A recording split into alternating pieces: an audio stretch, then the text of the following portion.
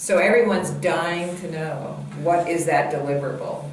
What do I have to accomplish in these short 8 weeks, or 8 short weeks? And can I get through that work and have it in good order? So that's one of the reasons we've prepared these chats. I was going to say fireside, but I'd say fire. What I want to say before Michael gives a little more detailed description of the final product for the course is to let you know that the curriculum for the doctoral program assumed organizational evaluation and change activities throughout the first 2 years, if not 3, of the program. So the 801 was designed to introduce organizational study, so to speak, just baby steps. Some of you have quite a lot of sophistication and have done a lot of leadership change already. Some of you are new to the process. This course allows you to develop a more robust proposal. Some of you already have these kinds of activities in place, and we hope to provide you more sophisticated resources or additional, and we invite you to bring your skill set to other members in the cohort.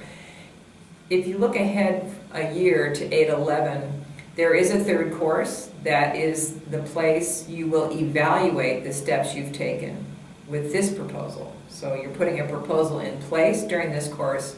You'll enact some of those or many of those actions through the next 12 months, and you'll have a chance to evaluate what you've done in 811, which is about 12 months out. So with that bit of context, I'll turn it back over to Michael.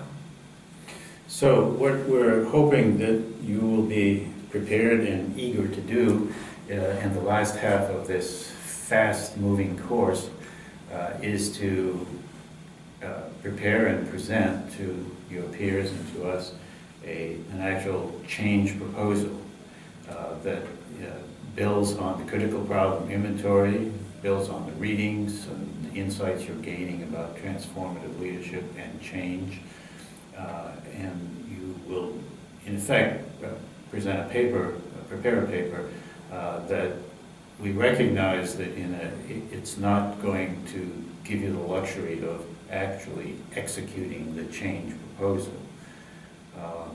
Realistically speaking, what you're doing is analyzing the situation, proposing a change initiative, sort of prognosticating what you think might be the benefits or outcomes and the impact of that, and so that's what we're going to ask you to do. But we want it to have some order and to help you organize the presentation. What we've put together is a suggested working outline, and if you don't have to follow it slavishly, but it will, I think it'll help you organize the presentation. Now, when you do this, you might conceive of yourself, imagine yourself as maybe the executive director of the organization, or maybe you're not the boss, but you may have an important position as a program director or some other role that you play. Or you could even pretend you're an external consultant that's been hired to come in and help resolve the issue that you're going to be attacking in this change initiative. So what we're going to ask you to do is this is different from the steps of the critical problem inventory, but the critical problem inventory in effect becomes the first part of the paper where you describe the most salient aspects. You know, what are the facts of this situation that you're attempting to intervene in and result in eventually some change. And then what you do is make sure that you know some of the literature, you're familiar with some of the literature that has informed your work in this course and the change proposal. So we're going to ask you to integrate into your paper. You know, it's a sort of an action research or an action paper, but we also wanted to have an academic underpinning. So you can bring in any of the literature, maybe 3 to 5 relevant sources that you think best informs your approach to solving this issue and introducing this change. And then we're going to ask you to explain, and we'll share this outline with you. We'll ask you to explain why you think this intervention is warranted. What are the consequences if nothing happens? Does the organization continue to drift along, and you and others frustrated about what's going on, or what are the consequences of the intervention that you propose. And again, you'll present a diagnosis of the strengths and weaknesses of the situation, what's going to work to help you solve it, and some of this sounds familiar from the critical problem inventory. But this is where you take the findings of the critical problem inventory and you kind of repackage them as part of the change proposal. And then it's important that you identify the stakeholders, who's going to be involved in the change process, who may not be involved, is going to be affected, what's their likely reaction going to be.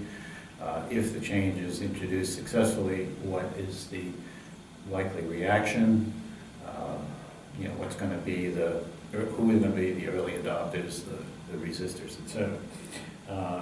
And then you identify the steps, maybe with a time frame, who the key players are going to be who are facilitating or introducing, implementing the change. Is there going to be a leadership team in the organization? Is there going to be an outside consultant hired to come in and help you, tackle this issue? And then what you do is, this is important, because overlaying this whole activity is, what leadership style do you feel is most relevant and appropriate to successfully execute the change process that you're envisioning and proposing? So you'll be maybe re-examining situational leadership that you've had a chance to study.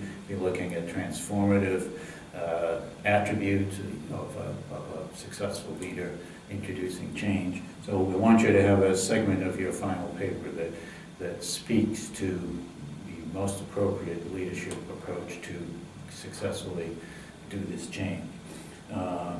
And then finally, now that you have to do a little bit of prognosticating and imagining here, since you're not going to have a chance to actually execute and sort of consummate the change process that you're proposing, unless you are really magical in 8 weeks, we're going to ask you to presume that the change initiative that you craft and design and propose is going to eventually be successfully executed.